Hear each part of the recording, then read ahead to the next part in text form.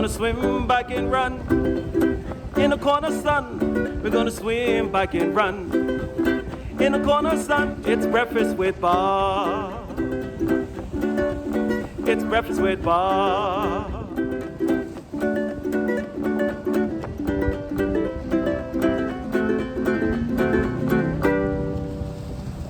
Poncho Man, bringing it like only he can. We are almost at beautiful Huggos on the Rocks. My name is Bob Babbitt. This is Breakfast with Bob. We are brought to you by Hoka One One, by Credo Tri, Four Seasons Hualalai Challenge Daytona, Form Goggles, Canyon Bikes, Normatec, Amp Human, VeloFix UCAN, and our Challenged Athletes Foundation. We've now raised $123 million, sent out 30,000 grants to keep challenged athletes in the game of life through sport. Our next guest, three-time Ironman World Champion, Ironman World Championship course record holder, two-time 70.3 World Champion, Olympic gold medalist, and seriously one of the greatest people on the planet, Mr. Jan Frodeno.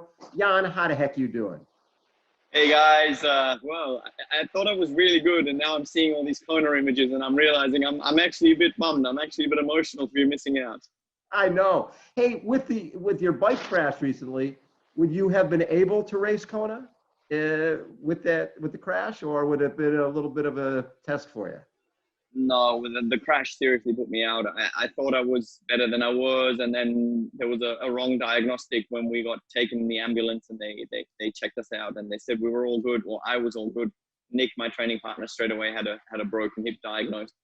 But then, yeah, a couple of weeks later, I went and saw my specialist because it just wasn't getting better. And I had a couple of broken ribs, a vertebrae, a few tendons, and a few like deep lying muscles, all with tears. So yeah, I've been out of it for 6 weeks, actually.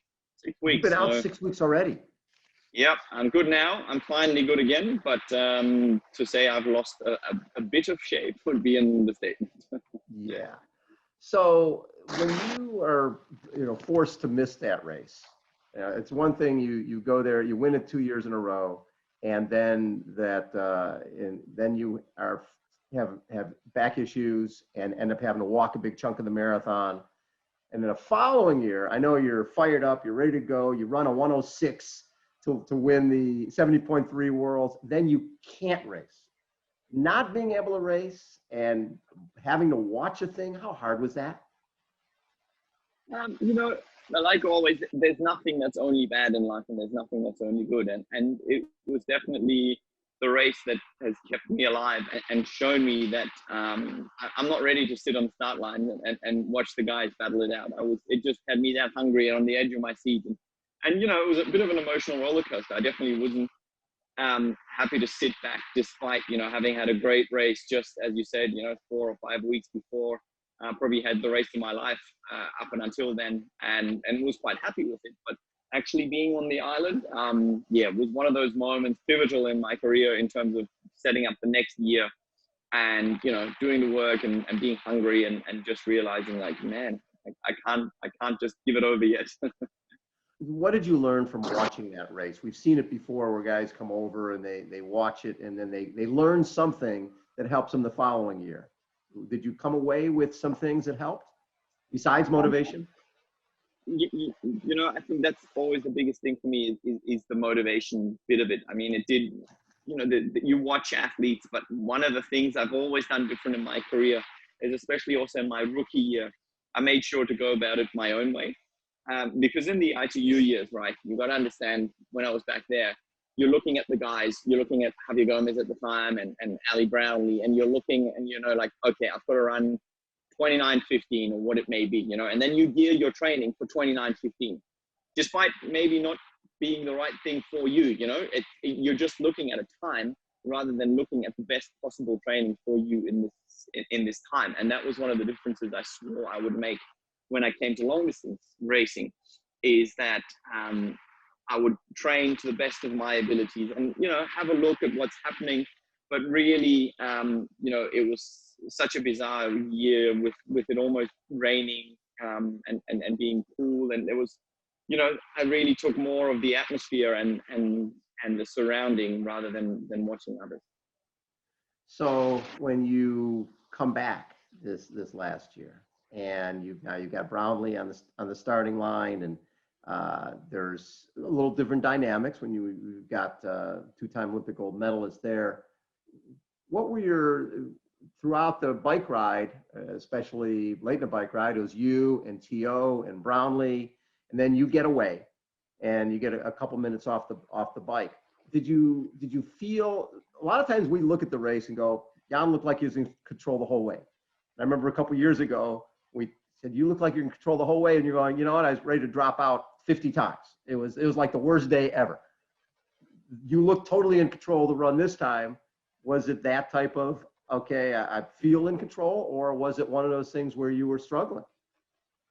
You know, to be honest, control was something that never came into my mind. I think it's something I've said a few times, that I was actually able to relinquish the moment, that I really, you know, I had the confidence to take those extra 30, 40 seconds in T2 to go and cool myself down and start the run and put my shoes on and everything, take the time, you know, to really make a significant effort to start the run at the best of my ability. But honestly, on the bike ride, especially the end part, was the first time that I've just been able to let go and not actually care too much of the consequence. I didn't think about kilometer 35 on the marathon, which normally I'm quite calculated that way, where I was just like, you know what, shit, I feel good. I'm just going to go for it. I'm just going to try and see what happens. And you know, of course, the illusion of having the perfect race in Hawaii always, to me, included at least a solo section on the bike. You know, the bike is something that's part of our sport that just, you know, a lot of the guys before me were always like, oh, but he was just a runner, you know, he just waited it out until the run, and he kind of sat on in the bike and then he tactically played it out. Whereas you feel like the most valued races are always kind of decided on the bike. So I just wanted to go and make an effort to try and decide something on the bike early, and hope that the other guys aren't saving too many biscuits and then come drop me in the run. You want them to be thinking about second and third, not be thinking about first. Was there a point in the run where when did you start thinking about course record, or did you? To be honest, I didn't think about it. I didn't want to think about it. I didn't really have that on my mind. You know, I was at that point, I was still, the only thing that, you know, put a little tarnish on it was that, you know, Patrick had dropped out during the bike, which I had heard. But then sort of just before I went up Palani, Thomas Hellriegel was standing on the side of the corner. He's like, Jan, you only have to run 2:44 or something to get the course record. And I'm like, oh, that's not so bad, because I was secretly aiming to run, you know, I was hoping to run sub 2:40. And then I was like, oh, holy shit, I've never ever run that fast in my whole life in Hawaii. It was like, well, let's just stay in the here and now, you know, let's just see what happens. And then that's kind of what I did. You know, eventually my splits came down a little bit, and I realized I wasn't going to run under 2:40, and, you know, just try to keep the momentum going and see what's happened. You know, the last few years have definitely shown that late in the run can be a decisive stage, and just try to keep it alive until then. What's interesting is we just had this photo of, here you are coming across the line, winning the race in 7:51:13, breaking the course record. And basically, as soon as you hit the finish, Mark Allen and Dave Scott are keeping you upright, right? Here's this guy who's just broke the Ironman World Championship course record, and one more step is going to put him flat on his face. I mean, there you go. That fine line between winning, setting the course record, and I can collapse here anytime. Did you take that in when all of a sudden, like, I've got nothing left here?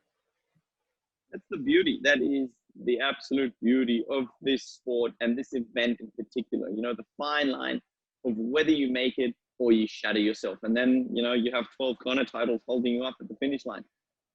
It's pretty, you know, it's pretty special, but definitely it's one of the things that makes it interesting too. You know, you don't know how it can turn out. If 2017 is anything to go by, you expect the unexpected. But of course, that's the dream: getting to the finish line and having nothing left. You know, that's sort of why you race. Indeed, that's what still keeps me motivated at this stage. So this, during COVID, you took the opportunity to raise over 200,000 euros and do, oh, I think I'll do an indoor Ironman. I mean, if it's tough enough doing that thing out in the heat and wind, doing it on your own and doing it, you know, on a stationary bike, on a treadmill, in a wave pool. I mean, how hard was that to just keep your mind focused for 8 hours and 33 minutes? Well, you know, you have to realize that it's obviously, in terms of sporting achievements, it's certainly nothing that's up there in terms of what you would value. You know, in the whole Zwift world, there was drafting allowed, and I had a bunch of friends, a bunch of sports friends, you know, from all kinds of different disciplines call in, and we made it a bit of an entertainment because we were like, well, who the hell wants to see one sweating dude for 8.5 hours in his gym at home? You know, nobody wants to see that. So let's try and make it entertaining, and it was actually entertaining for me. And I have to say, it was definitely the easiest Ironman I've ever done. You know, running on a smooth treadmill that's got some kind of give is definitely a lot easier on your legs than the Queen K highway. Yeah, so it was one of those things that was surprisingly easy on the body.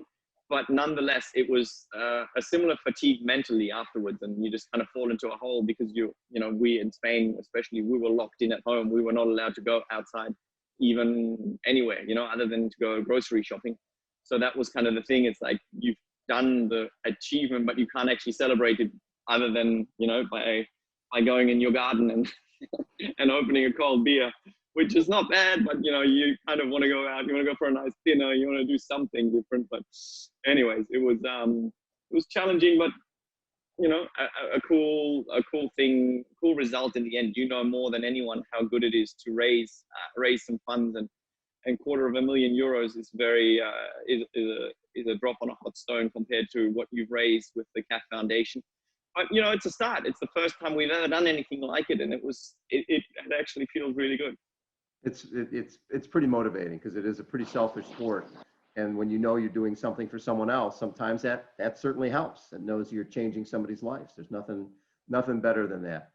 How did it change? How did your world change now that you've won the World Championship 3 times? First German to do that. Was there a lot of buzz around that?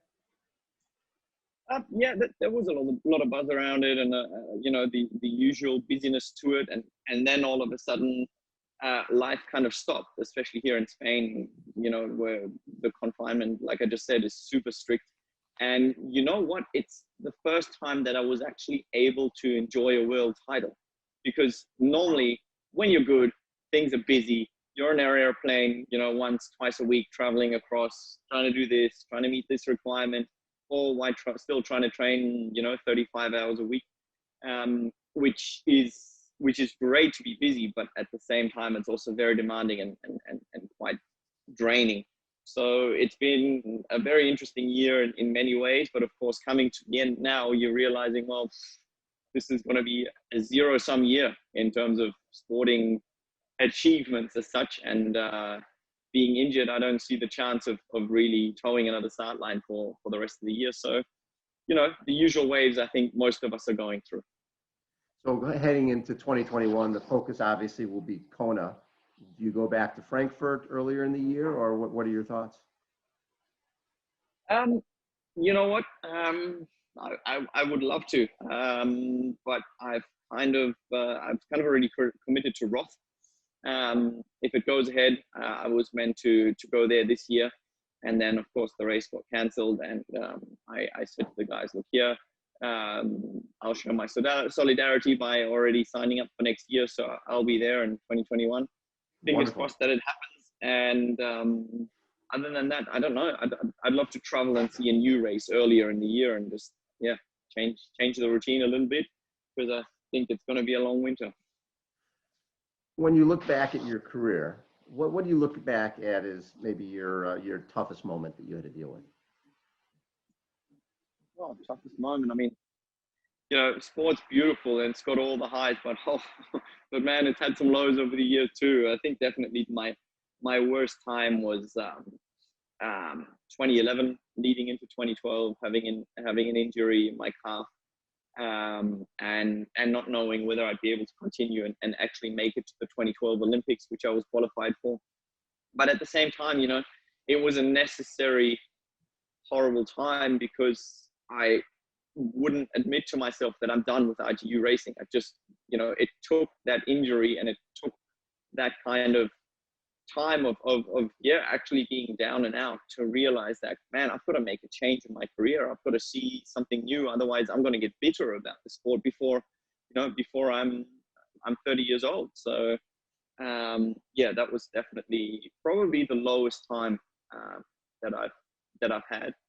But you know, as it's generally pretty rewarding, and what that time has taught me to always see something good in every low point. So after that, kind of try and see the positives. Of all the wins, what's the happiest memory? And maybe it's not a win. Maybe it was just a race that really meant a lot to you. In terms of sports, in terms of races, yeah, I'd have to say somewhere between 2018 South Africa, which was personally a super nice race, going back to where it all started for me in Port Elizabeth. But of course, nothing will top 2019 Kona. That was just, that was out of this world. What do you think like you said, in 2011, 2012, you sort of had to make a transition. What is it about you that has made you a champion, that has allowed you to overcome some of these obstacles and come out the other end stronger?